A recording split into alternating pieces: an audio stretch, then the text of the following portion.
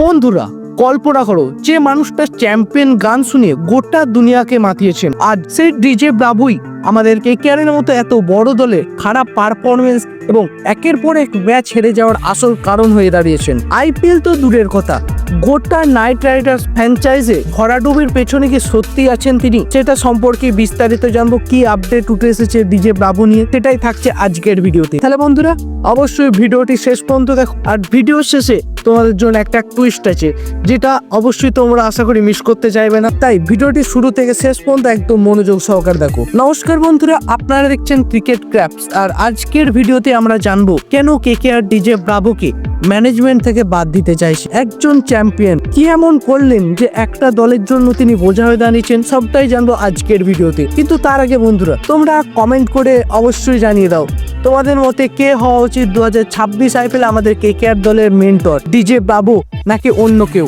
আর অন্য কেউ যদি হয়, কি হওয়া উচিত তার নাম, অবশ্যই সেটাও কমেন্ট করে জানিয়ে দেবে। তাহলে চলো বন্ধুরা শুরু করা যাক। আইপিএল 2025 আমাদের কেকেআর জন্য ছিল একটা দুঃস্বপ্ন। দল প্লে অফসে তো কোয়ালিফাই করতে পারেইনি, এছাড়াও নানা খারাপ পারফরমেন্স দেখেছে, যেখানে ছিল ব্যাটিং পারফরমেন্সের দুর্বলতা, বোলিং পারফরমেন্সও খুব একটা ভালো ছিল না, আর ফিল্ডিং পারফরমেন্সের কথা তো কিছু বলারই নেই, যেখানে অনেক ক্যাচ ছেড়েছে আমাদের কেকেআর এর প্লেয়াররা, অনেক ফিল্ডিংও মিস করেছে তারা। শুধু আইপিএলই নয়, নাইট রাইডার্স পরিবার যে ফ্র্যাঞ্চাইজির যে আদার্স যে সাব ব্রাঞ্চ খুলিয়েছে, যেমন Abu Dhabi night Riders, Los Angeles night Riders, দলের অবস্থাও কিন্তু খুব একটা ঠিক নয়। ঠিক এখানেই উঠছে প্রশ্ন, কারণ যেখানে আমাদের কেকেআর দলে সাব ব্রাঞ্চ রয়েছে, মেন ব্রাঞ্চ রয়েছে, প্রত্যেকটি অর্থাৎ 3টি টিম ম্যানেজমেন্টের সঙ্গেই একটি ব্যক্তি অর্থাৎ ডিজে ব্রাভো যুক্ত আছে। তাহলে এখন প্রশ্ন উঠছে, তিনি কি প্লেয়ারদের সঙ্গে ঠিকঠাক ভাবে যোগাযোগ করতে পারছেন না? টাইম আউটের সময় তাকে মাঠে নেমে দলের সঙ্গে কথা বলতেও দেখা যায় না তাকে। ম্যাচ চলাকালীন বেশিরভাগ সময় তিনি ড্রেসিং রুমে বসে থাকেন। একজন মেন্টরের কি এটাই কাজ? চ্যাম্পিয়ন গান গেতে তিনি বিখ্যাত হয়েছেন, বাস্তবে একটা চ্যাম্পিয়ন টিমকে তিনি পরিণত করেছেন একটা পরাজিত দলে, যার পিছনে এই ডিজে ব্রাভোর ভূমিকাটা অনেকাংশেই বেশি বলেই মনে করছে শাহরুখ খান। আর এখন আরো একটা বড় কথা হলো, তিনি না প্লেয়ারদের ঠিকঠাক গাইড করতে পারছেন, না কোনো নির্দিষ্ট স্ট্র্যাটেজি নিয়ে দাঁড় করাতে পারছেন আমাদের প্লেয়ারদের। এমন মাঠে থাকলেও তিনি কমেন্টিংও ভালো করতে পারছেন না, সেটা স্কিলও তার প্রায় শূন্য। তাই কেকেআর টিম ম্যানেজমেন্ট এবার ভেবেছে ব্রাভোর টাইম এরপর পুরোপুরিভাবে শেষ, তাকে দল থেকে হাঁটানো হচ্ছে।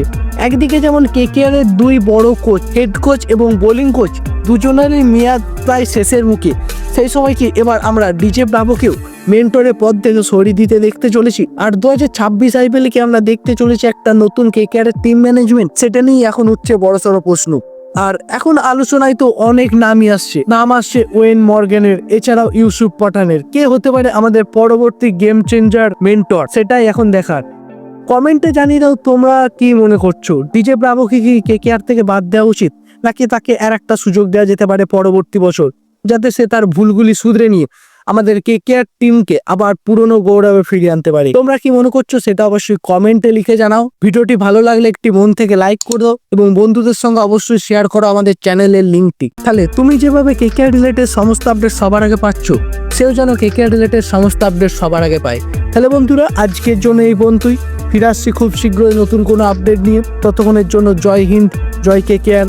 আর এই ইউটিউবের আগে যদি তোমরা চাও ক্রিকেটের আপডেট পেতে, অবশ্যই ডেসক্রিপশন বক্সে দেখো আমাদের টেলিগ্রাম চ্যানেল, হোয়াটসঅ্যাপ চ্যানেল এবং ফেসবুক পেজের লিঙ্ক দেওয়া আছে, সেগুলিতে গিয়ে আমাদেরকে ফলো করে নাও।